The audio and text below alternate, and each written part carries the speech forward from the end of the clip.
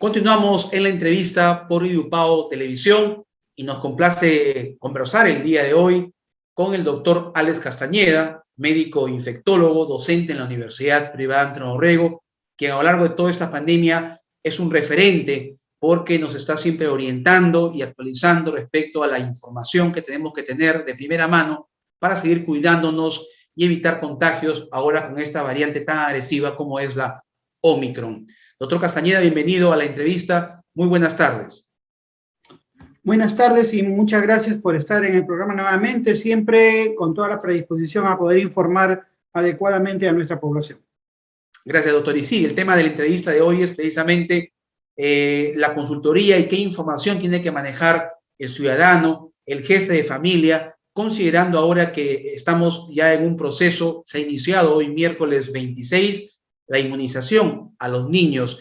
Y es bueno que desde su experiencia como infectólogo nos recuerde a los padres de familia por qué es importante vacunar a nuestros hijos en este grupo etario, doctor Castañeda. Muy bien, recordemos que ya tenemos dos olas muy bien aprendidas con un saldo importante en lo que es morbilidad y mortalidad. Esta tercera ola está teniendo como consecuencia un aumento inusualmente rápido de casos, si bien la letalidad es menor en la mayoría de los grupos etarios que hemos tenido y hemos observado en las dos olas anteriores, hay una diferencia. La diferencia está primero en los adultos mayores, o lo que se conoce como adulto mayor frágil, más de 80 años, donde están siendo fuertemente golpeados en lo que es letalidad. Pero el otro gran grupo que prácticamente no lo veíamos en su magnitud en las primeras dos olas es el grupo de los niños. ¿Por qué? Porque los niños estaban confinados, los niños estaban en casa, no se les permitía salir ni al parque, nada. Cuando comienza a caer la segunda ola, es que vemos que ya los niños comienzan a tener cierta fluidez en la interrelación con adultos y ya comienza a haber más asistencia a parques y luego se fue flexibilizando demasiado la cosa a tal extremo que ahora los niños acompañan a los adultos a muchos lugares de congregación. Vamos a las playas, por ejemplo, a los centros de esparcimiento, vamos a los moles, vamos a los lugares donde hay confluencia de personas y los niños están ahí y los niños no están vacunados. Esa es una diferencia importante que hace que los niños se vuelvan muy susceptibles. Ahora, alguien me podrá decir, doctor, pero en Estados Unidos, en Europa, el problema de la miocarditis en los niños, muy bien.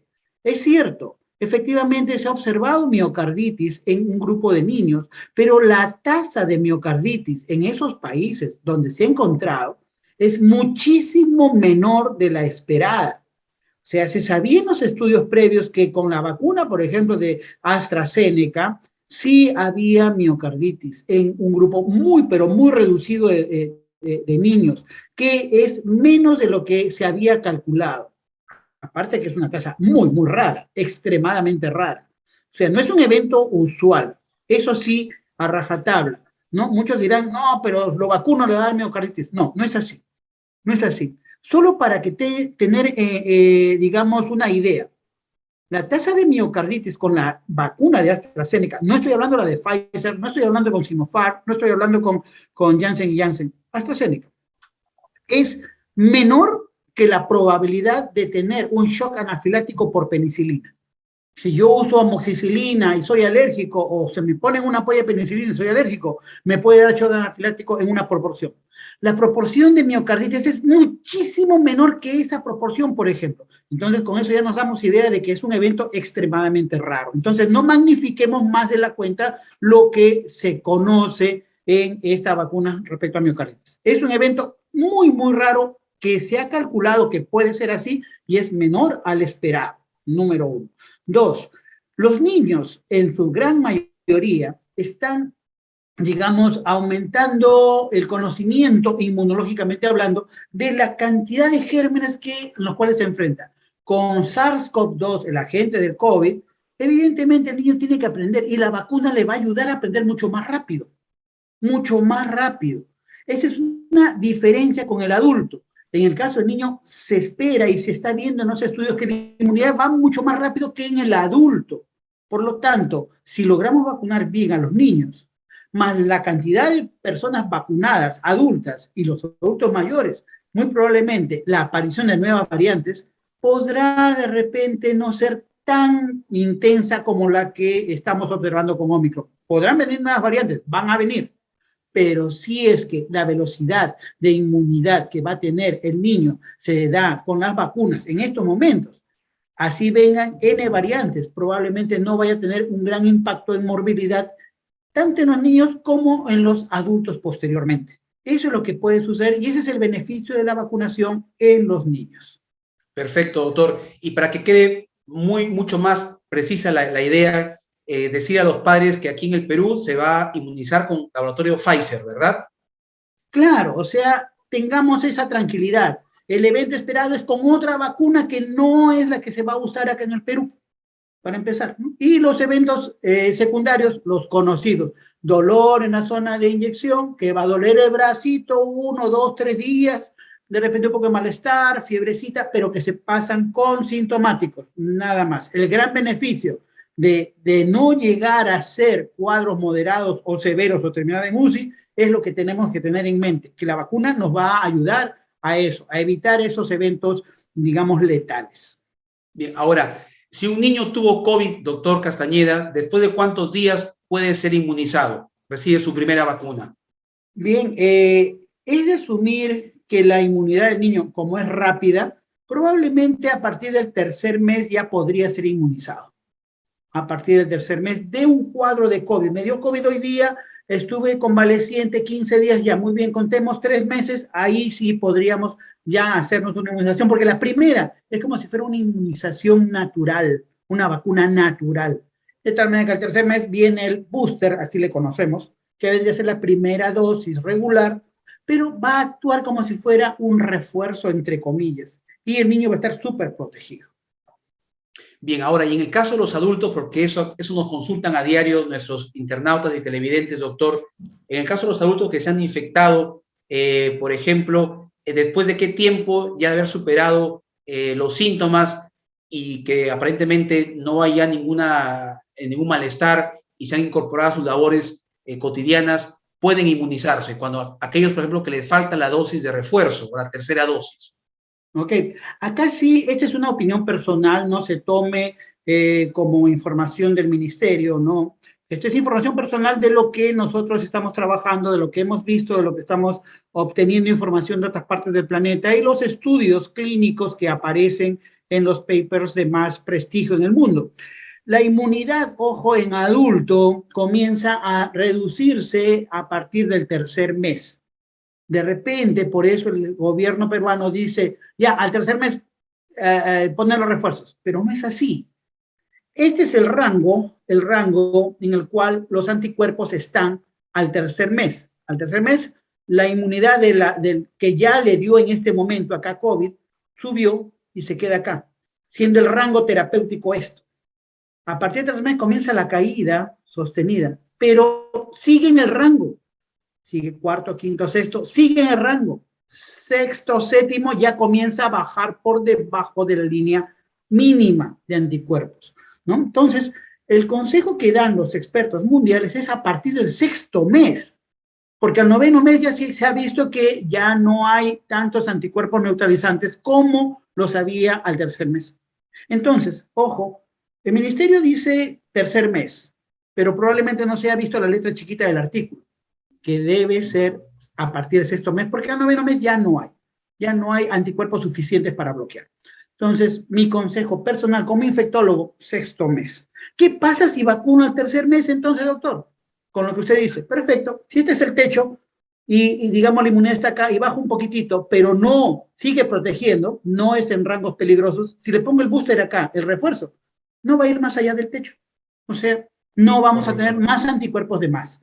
Es lo mismo. Entonces, no va a haber para precisar mucho más esta idea, que es porque mucha gente se pregunta, si a alguien le diagnosticaron, por ejemplo, el 6 de enero, le salió positivo con su prueba de antígeno y llevó su enfermedad en casa, dolor de cabeza, fiebre, cuerpo, etcétera, y ahora ya a fecha 26 de enero ya no tiene síntomas, tiene que esperar 3 meses o 6, según lo que usted dice en su experiencia personal, para ponerse la dosis de refuerzo. A mis pacientes yo le digo 6 meses, con tranquilidad, 6 meses, ¿no? pero ojo, nuevamente, el ministerio dice 3, ¿no? Porque va a haber gente que va a consultar y dice, no, pero el ministerio dice 3. Pero, perfecto, los estudios dicen 6. Es una cosa Correcto. clarísima. Contados desde el día que le diagnosticaron, le hicieron su prueba y le dijeron... Contados desde el día que empezaron los síntomas. Porque síntomas. Ese es el periodo de estado, exacto. Ahí es donde comienza el organismo a fabricar anticuerpos naturales. Desde ahí se cuenta. Bien. Ahora, otra pregunta, doctor, que es muy común en los últimos días, es ¿cuántos días tiene que la persona adulta aislarse o conocerse, como hacer su cuarentena? Antes decían que eran 15 días, ahora son 10, luego dicen 7. ¿Cuál debe ser lo estándar, doctor, para estar recuperado? Muy bien. Ahora ya se sabe un poquito más que esto depende mucho de la variante. La variante que está primando. Y recordemos que ahorita ya estamos cerca en 80-90% de Omicron, ¿no? Que es la variante que está primando ahorita en Perú. Entonces, hay variantes en las cuales el tiempo se prolonga porque el virus está más tiempo, ¿no? Segundo factor es el lugar donde se encuentra el virus. Los virus como Lambda, la que hemos tenido, Delta, Gamma, la brasileña, ¿no? Mucho iban hacia pulmón. O sea, había receptores en los cuales, en las células, receptores en los cuales sí venía el virus y se engranaba y se engarzaba. Entonces, eso de ahí, las células pulmonares demoran un poco más en esfacelarse, en renovarse, por así llamarlo, y por lo tanto sacar el virus. Mientras tanto, el virus sigue viable, ¿no? Por eso es que en las olas anteriores se decía 15 días, hasta 21 días, se acordarán en la primera ola, 21 días, ¿no? Luego se redujo a 15 días, porque se veía que en los estudios no persistía mucho el virus después, pero era por las variantes que iban apareciendo. Con Omicron, ¿qué pasa? Omicron no tiene preferencia por las células pulmonares, tiene preferencia por las células del tracto alto, bronquio, tráquea, garganta. Entonces, estas células de acá, de nuestro organismo, se recambian muy rápidamente y al recambiarse, evidentemente, se van con virus y todo, pues se destruyen con virus y todo. Entonces, se ha más o menos estipulado 7 días. ¿Y por qué? Porque los estudios también demuestran eso, que después, entre el 7º y el 10º día, la cantidad de virus cambia y cae rápidamente. Es lógico, porque estas células se replican, se recambian muchísimo más rápido que las pulmonares. Entonces, mucho va a depender de la variante. 7 días para los que no tienen síntomas, 10 días para los que tienen síntomas y o factores de riesgo. Es lo que se ha visto en los estudios, es lo que sí el Ministerio sí también ha estipulado, me parece correcto esa apreciación. Bien, entonces, al cabo de esos 7 días o 10 días ya no contagia a esta persona que tuvo COVID. Así es, ya la probabilidad de contagio se cayó al mínimo, ¿no? Más fácil es sacarse la tinga 3 veces que contagiarse. Perfecto, doctor Castañeda, como siempre, un gusto, muy amable por absorber esas inquietudes. Gracias, doctor Alex Castañeda, médico infectólogo, docente en UPAO, estuvo en la entrevista para siempre atender nuestros requerimientos respecto a la pandemia. Gracias, doctor. Solo un último mensaje, si me permite. Sí, adelante, por favor. Sí, a los padres de familia, vacunen a sus niños. No hay ninguna contraindicación para tener las otras vacunas también de influenza, papilomavirus, etcétera. No hay ninguna contraindicación, se pueden colocar. ¿Ya? Tengan tranquilidad los padres de familia que sus niños van a estar bien protegidos con esta vacuna. Eso era todo. Gracias, Beto, por el mensaje. Preciso el mensaje, doctor, muy amable. De esta manera concluye la entrevista por UPAO Televisión. Gracias por la sintonía y nos reencontramos en una próxima edición de La Entrevista, siempre por la señal digital HD 3.1 y por el fanpage UPAO TV. Gracias, muy buenas tardes.